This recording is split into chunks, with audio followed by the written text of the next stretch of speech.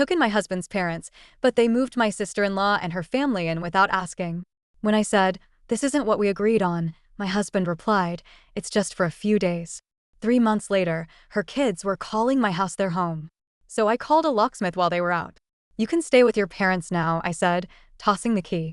The look on her face was priceless. It all started with what I thought was a kind decision. A decision made for family, for love, for the sake of being a good person. I should have known better. Darren, my husband, came to me one night, looking stressed. He ran a hand through his dark hair the way he did when he was about to ask me for something I wouldn't like. "My parents are struggling," he said, sitting on the couch beside me. "They're going to lose the house." I sighed. I had heard this before.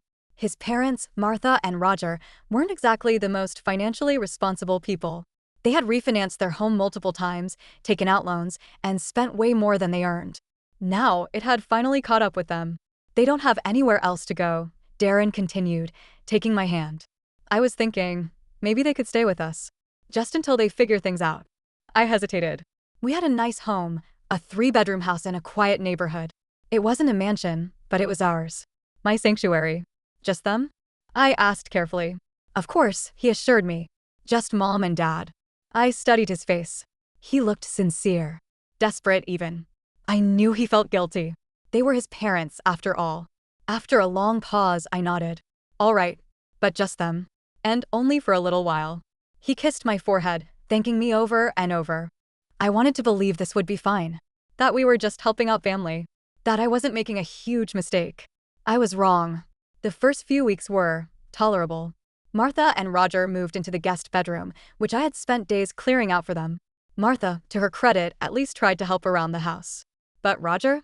He made himself right at home, by which I mean he acted like he owned the place. He criticized my cooking.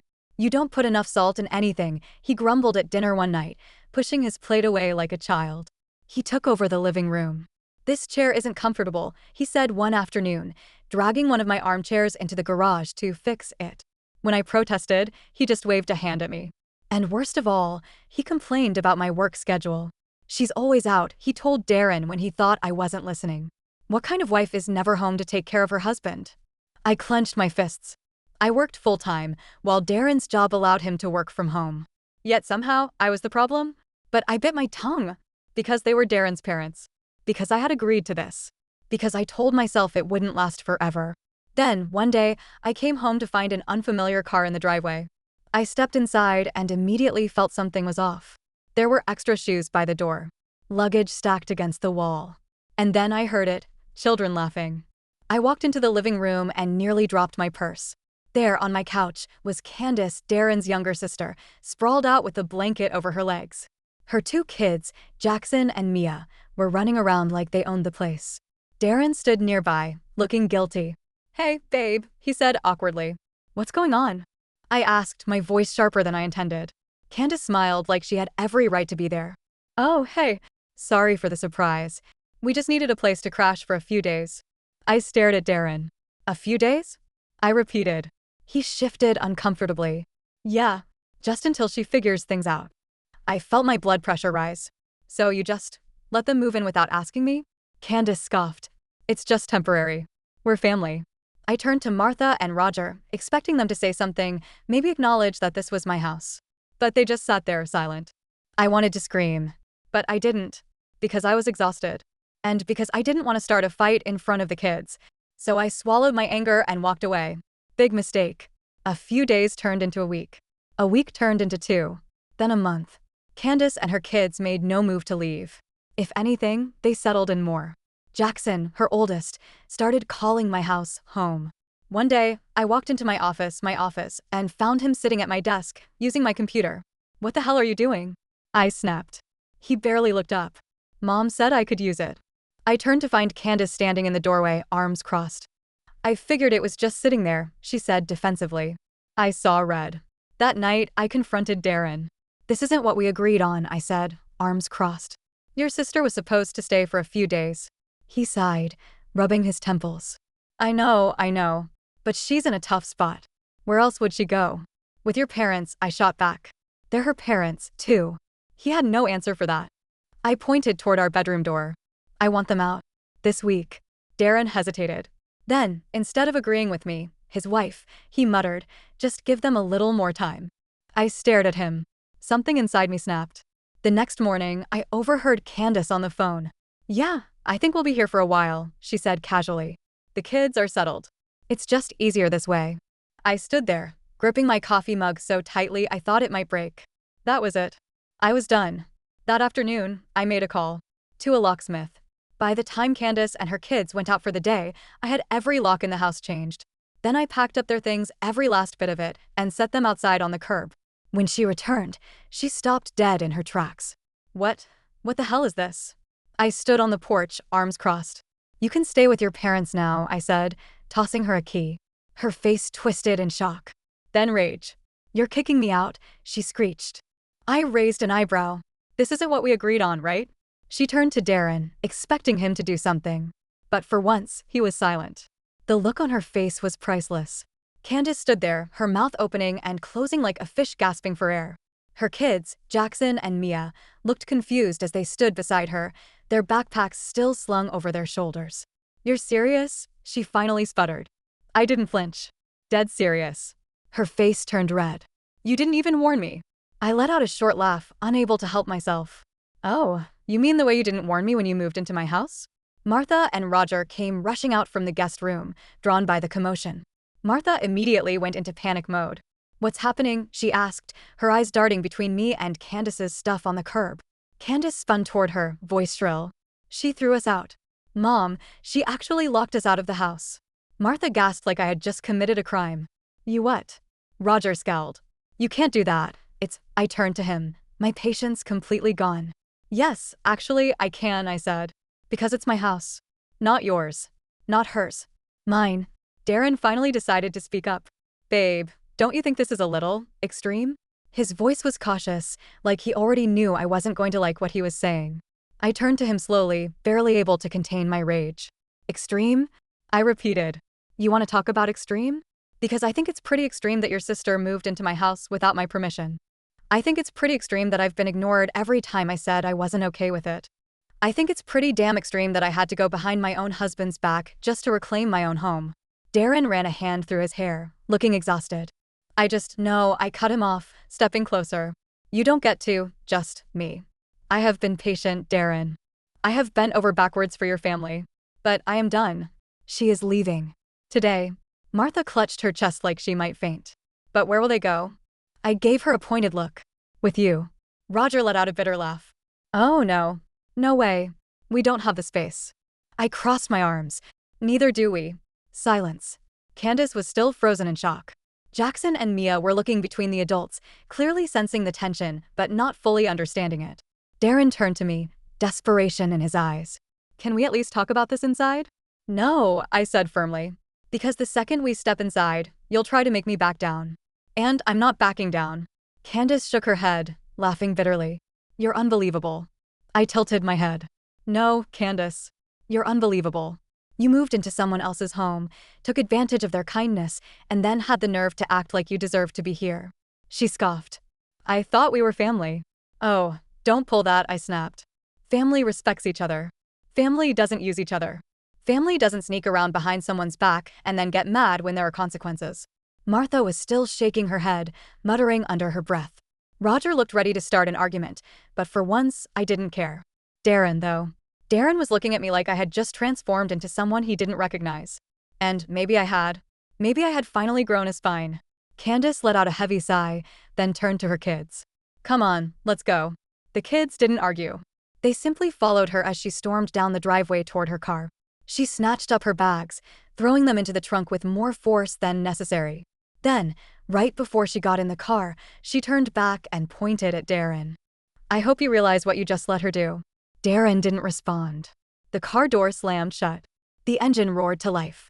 And just like that, Candace was gone. Martha stared at Darren like she expected him to fix this. "Well?" Darren looked at me, looked at the front door, then back at me. And without another word, he walked inside.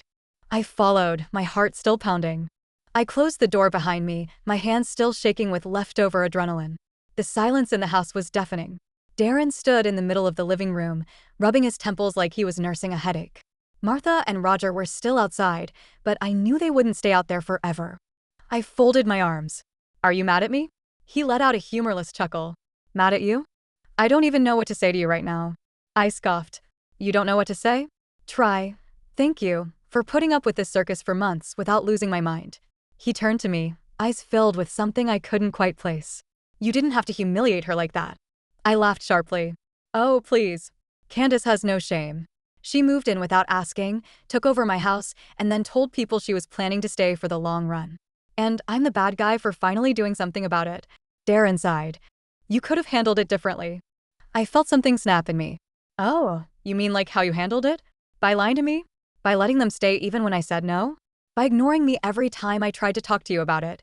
I stepped closer, lowering my voice. Tell me, Darren, when exactly was I supposed to handle it? His jaw tightened, but he didn't answer. I shook my head. That's what I thought. Before he could say anything else, the front door creaked open. Martha and Roger stepped inside like they owned the place, again. Martha's eyes were red, and she looked at me like I had just personally betrayed her. That was completely unnecessary. Roger, of course, decided to be even more dramatic. I don't know how you can live with yourself after throwing your own family out onto the street. I blinked. Oh, give me a break. Candace has a car, a job, and other options. She's not homeless. She's just inconvenienced. Martha scoffed. Well, I hope you're happy. I smirked. I will be when you two stop acting like this is your house and not mine. Roger let out a sharp laugh. Excuse me? You heard me, I said. You've been treating this place like your home, like you have some kind of authority here. Newsflash, you don't. Darren tensed beside me. Babe, I cut him off with a look. No. I've kept my mouth shut long enough. Martha shook her head. We're your husband's parents. And? I asked. Does that mean I have to let you disrespect me? Let you take over my house? Let you dictate how I live? She pursed her lips. We've never disrespected you. I let out a humorless laugh. Roger criticizes everything I do. You rearrange my kitchen like I don't know how to run my own house. And let's not forget, you let Candace move in without asking me. That's not just disrespect, that's a blatant disregard for me as a person. Martha's face turned red. I can't believe how selfish you're being. Selfish? I repeated. I let you move in when you needed help. I let Candace stay longer than I was comfortable with. And I bit my tongue every single day while you all acted like I didn't matter. So tell me, Martha, at what point was I ever selfish? She opened her mouth, then closed it. Roger, as usual, decided to be the martyr. If you hate us so much, maybe we should just leave too. I shrugged. Maybe you should. That shut him up real fast. Martha gasped, clutching her chest like I had just THR-teened to set the house on fire. You don't mean that. I gave her a cold smile. Don't I? Darren finally stepped forward, his voice tight. All right, everyone needs to calm down. I turned to him, my voice eerily calm. No, Darren. You need to wake up. He frowned. What is that supposed to mean? I took a deep breath. It means I'm done. Done putting up with this. Done being ignored. Done living in my own home like I'm a guest. Martha and Roger were watching me closely now, sensing something was about to happen. Darren's expression darkened. What are you saying? I met his gaze, my heart pounding. I'm saying this ends now. One way or another. The room fell into a heavy, suffocating silence. Darren's eyes darted between me, his mother, and his father, like he was trying to calculate the safest response. Martha was the first to break. You're not serious, she said, her voice trembling. I didn't even look at her. My focus was on Darren. I'm very serious, I said. I've been more than patient. I've compromised. I've given up my space, my peace, my privacy. And for what? To be walked over in my own home. Darren ran a hand over his face, exhaling slowly. Okay, let's just take a step back. Everyone's emotional right now. Roger snorted. Your wife's acting irrationally is what's happening. I turned my gaze on him, calm but sharp. Roger, you don't get to have an opinion about my actions when you've been sitting here enjoying a free ride. His nostrils flared. We are family. It's not a free ride, it's helping each other. I folded my arms. Really?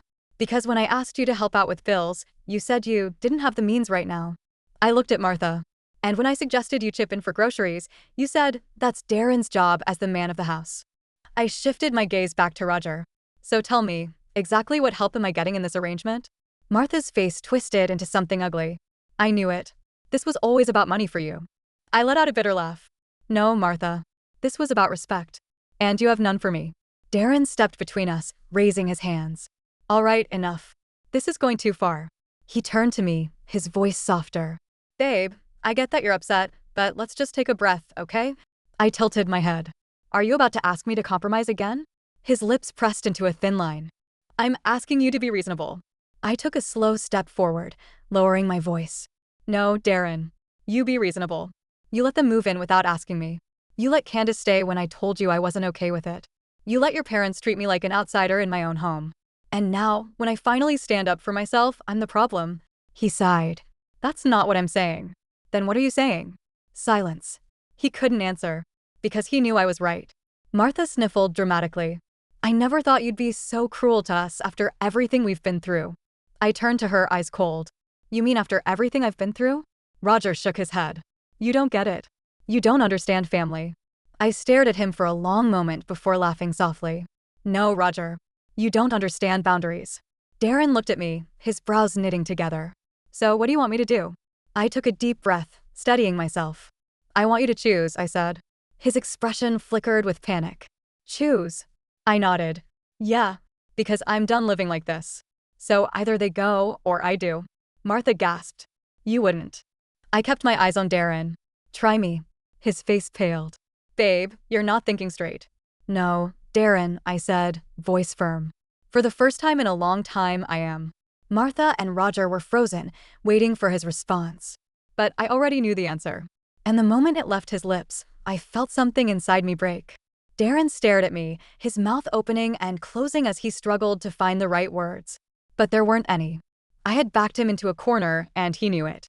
Martha and Roger were watching him expectantly, their faces tight with anticipation. I knew exactly what they wanted. They expected him to defend them, to stand by them, to put me in my place like a good son should. But I wasn't just his wife. I was the person who had built a life with him. The one who had supported him through everything. The one who had sacrificed her peace for months while his family walked all over me. And now I was making it clear I wouldn't sacrifice myself anymore. Darren swallowed, his hands clenching into fists. You're asking me to choose between my wife and my parents? I tilted my head slightly. No, I'm asking you to choose between your marriage and being a doormat. His jaw tightened. That's not fair. I let out a dry laugh. Fair?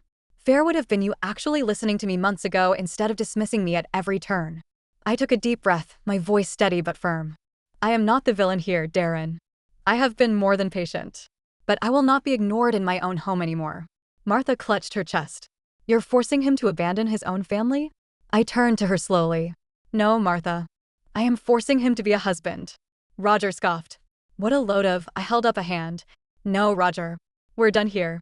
This conversation is between me and Darren. Darren ran both hands down his face, looking exhausted. Can we just take some time to think this through? No ultimatums. I exhaled slowly, my patience hanging by a thread. No, Darren. Because if I give you time, you'll just keep pushing it off. And I'm done waiting. His eyes darkened. So what? You just expect me to kick my parents out overnight? I didn't even hesitate.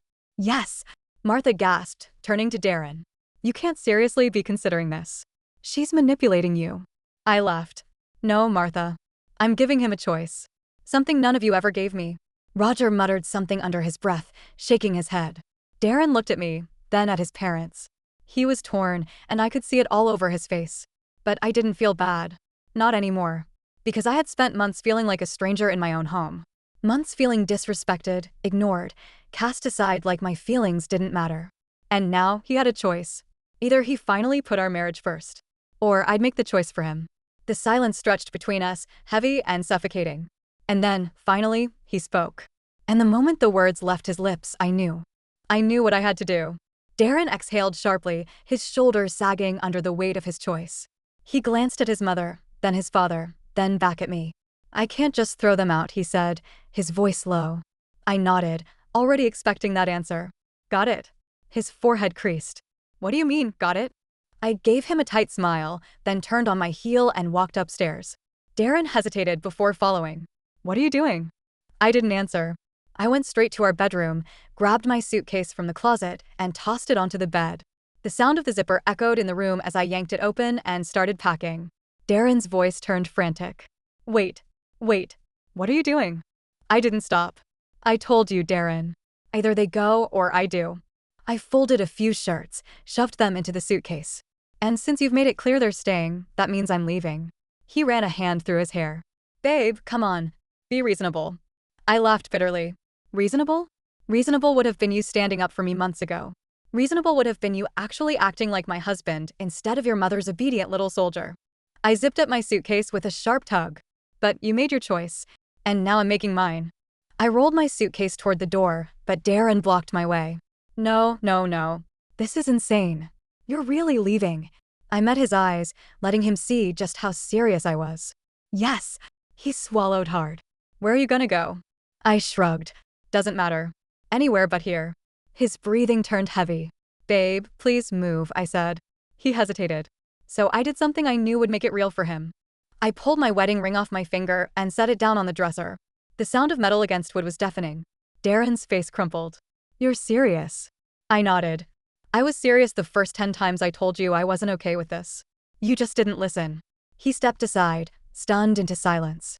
I walked past him, dragging my suitcase behind me.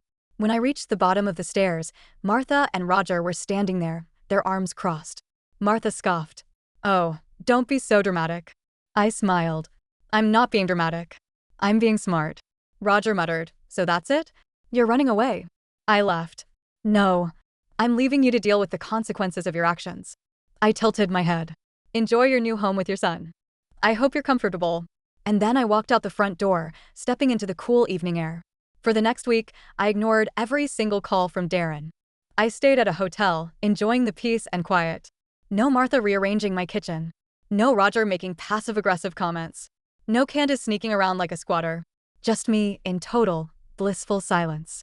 Then, on day 7, my best friend, Tasha, called me. Girl, you will not believe what I just heard. I smiled, sipping my coffee. What? Tasha snorted. Martha and Roger left. My eyebrows shot up. Excuse me? Oh yeah. Apparently, once you left, Martha assumed Darren would just step up and take care of them, but surprise, surprise, he's terrible at managing a household without you. And Roger? He hated not having you around to secretly resent, so they packed up their stuff and left 2 days ago. I let out a low whistle. Wow, that's not even the best part, Tasha said, giggling. Oh! She took a deep breath. Candace called me. Apparently, she thought that since you were gone, she could move back in with Darren. I nearly choked on my coffee. No, oh yes, Tasha said gleefully. She showed up with her kids, ready to reclaim the house, and guess what Darren told her? What? Tasha took a dramatic pause. He said no. Apparently, he finally grew a damn backbone. I smirked. A little late for that, don't you think? Oh, absolutely. But the damage was already done. Candace was pissed. I shook my head, laughing. So let me get this straight. I leave, and suddenly Darren has to fend for himself. His parents ditch him. His sister tries to move in. And he finally tells her no. Tasha hummed. And now? He's alone in that big OL house. I exhaled, leaning back in my chair. Interesting. You thinking of going back? She asked cautiously. I considered it. Then I laughed. Nope. Tasha hooped. That's my girl. Because for the first time in months, I was free.